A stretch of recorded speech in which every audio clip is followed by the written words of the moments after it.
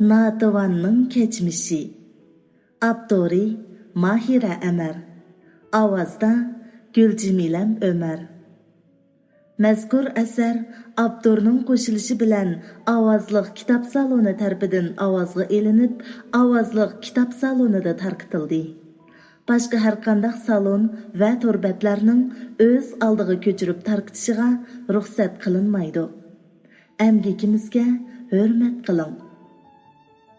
4-qism. Ah, qaysi ko'zi bilan ko'zsun.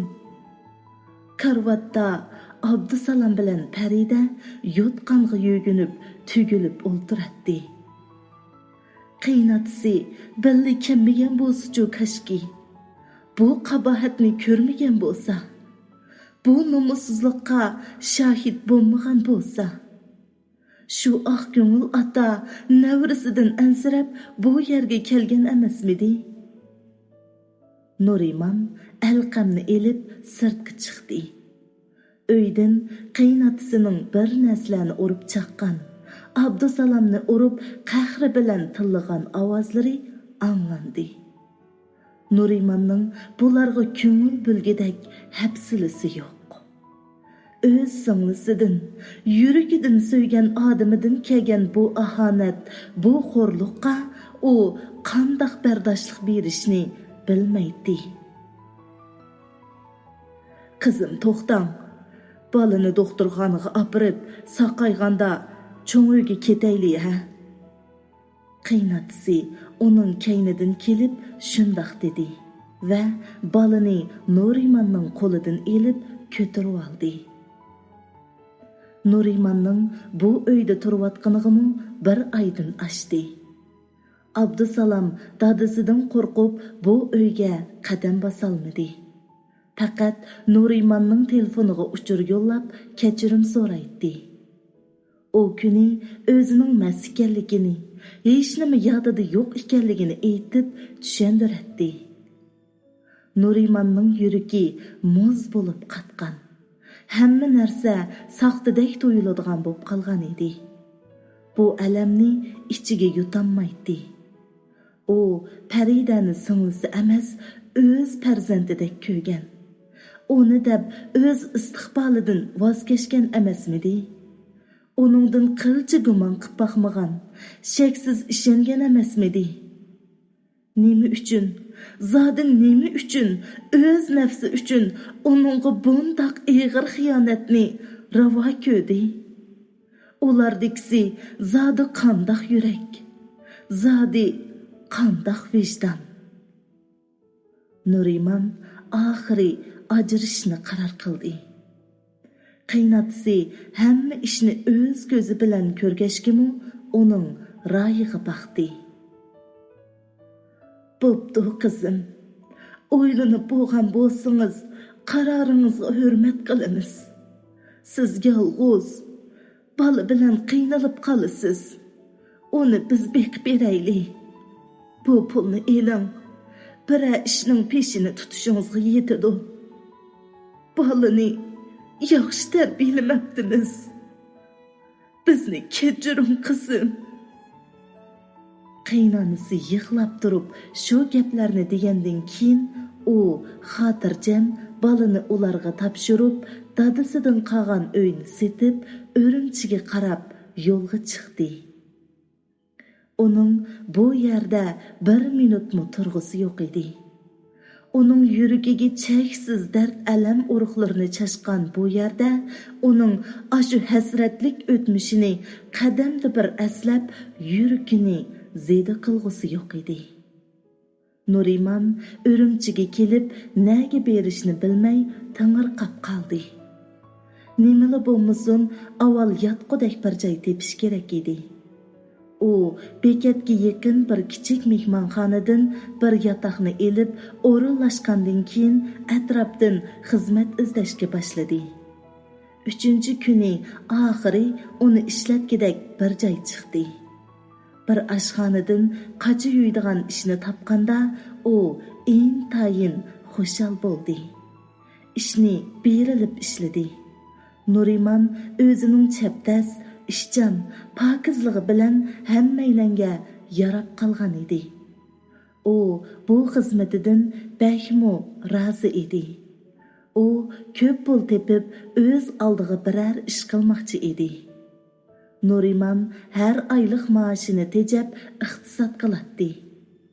Lekin u xo'jayindan bakli qo'rqatdi. U Nurimanni ko'rsila yevitadiganday qaraydi. Uning u yer bu yerlarni chimdab qo'yadi. Nuriman xo'jayinini ko'rganda sirtga chiqmay o'z ishi bilan halak bo'ladi. Amal bar uningga ko'rinmaslikka tirishadi. Bir kuni kechda Nuriman ishlarini tugitib, oshxonaning ichidagi yotiqiga kirib yetib turadi. Eshik ochilib, birsi kirib keldi. Nuriman o'rnidan turishga ulgurmayla, xo'jayin uning ustiga tashlandi. Nuriman bar kuchi bilan tipirladi.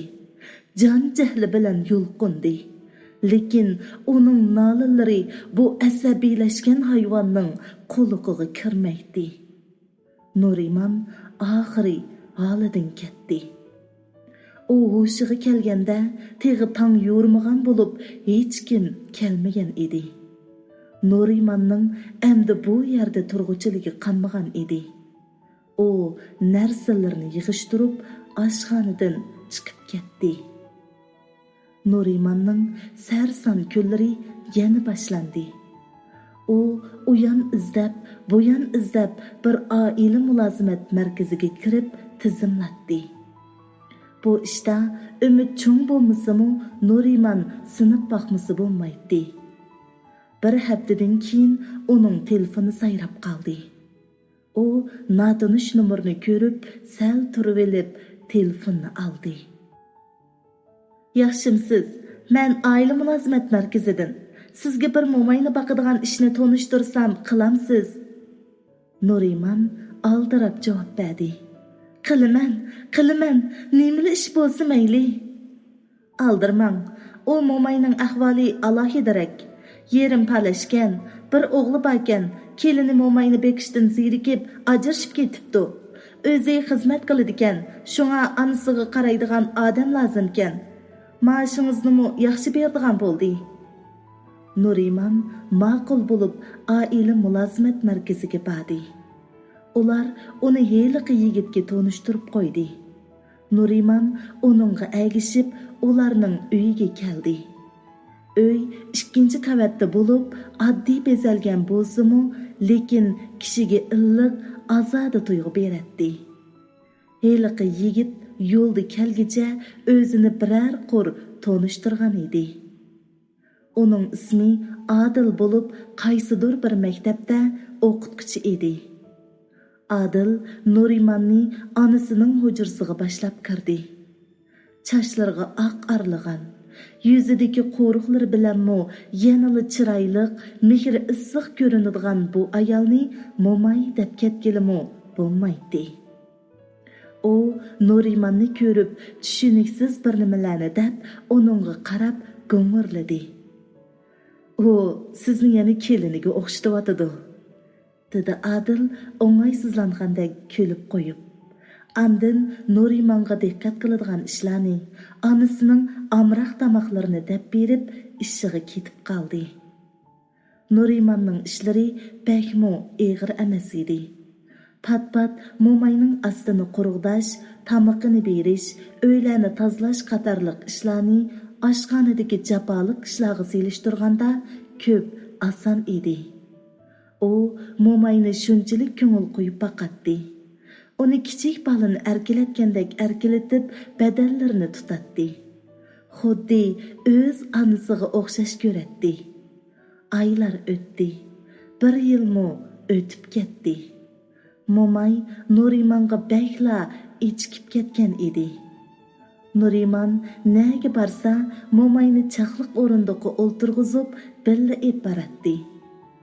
Adil Nurimandan bakla rozi bo'lg'achqa, har oylik maoshini dal vaqtida beratdi.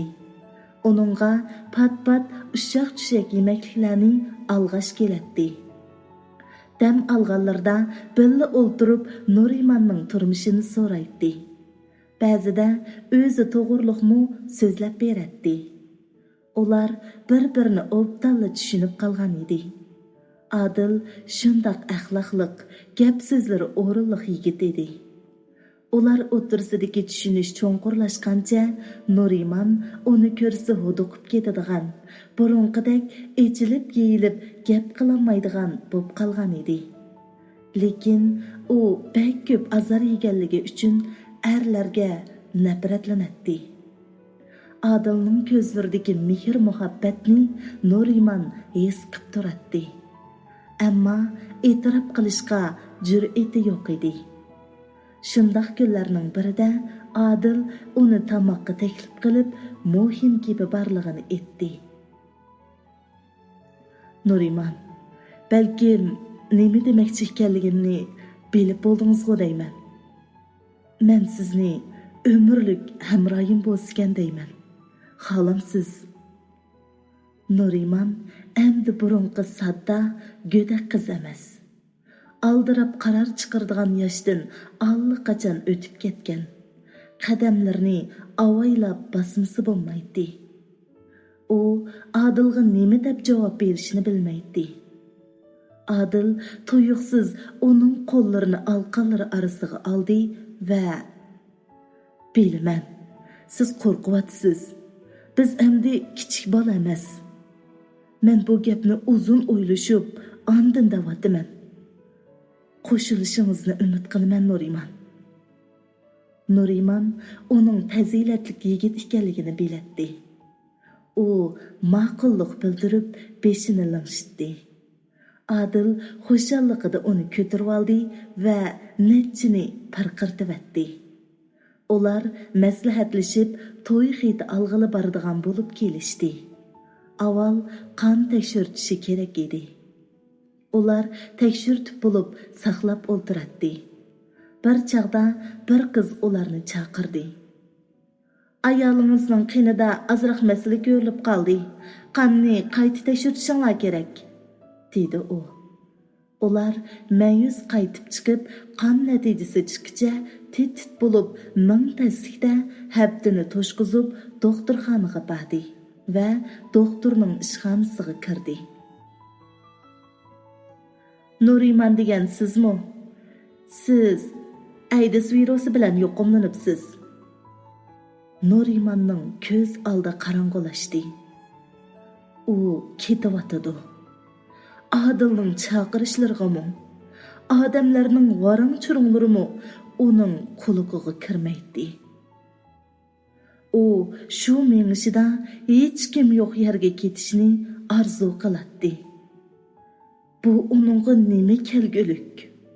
Uning baxtli bo'lishi huquqi yo'qmi zodi?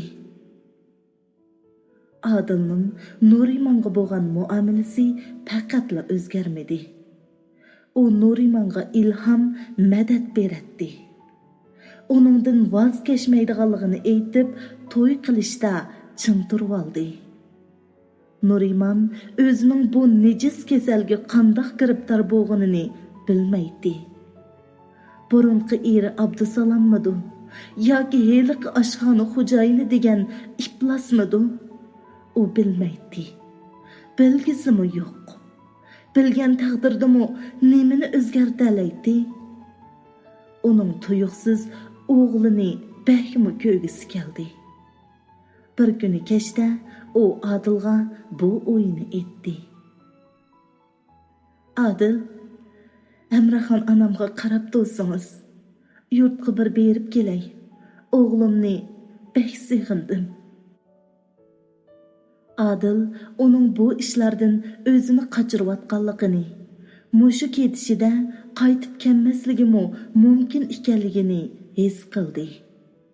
Uning yuragi pechida etishdi. Mayli qandoqli bo'lsin, u Nurimanni chin qalbidan so'yatdi. Uni bundoqla tashlab qo'yolmaydi. "Bo'pti, berib keling. Lekin cho'qim qaytib keling. Sizni saqlayman. Bir oygacha kelmasangiz, men boraman. Sizdan ayrilish menga o'lim bilan barobar", Nuriman, bu kasal uncha qo'rqinchli emas. Oldini elish tadbirlarini qo'llansak, yuqmaydi. Adil shundoq deb kulimsirdi. Nuriman bu samimiy kulkilarni ko'p ko'rgan. Shu kulkilar uchun jini tasadduq edi. Lekin hozirgi u bu kulkilarga loyiq kelamdi. Nuriman yurtga berib, qaynonasi bilan ko'rishib, Abdusalom bilan Faridaning to'y qilganligini, o'g'li Alqamning ularning yanida turib, maktabda o'qiyotganligini bildi. Uni sirtin ko'rib olish uchun maktabini aniq so'rab olgandan keyin yo'lga chiqdi. U maktabning oldidagi terakning daldasida turib, uning maktabdan xo'shal chiqqanini, Farida bilan Abdusalomning uni yetilab ep mang'inni ko'rdi.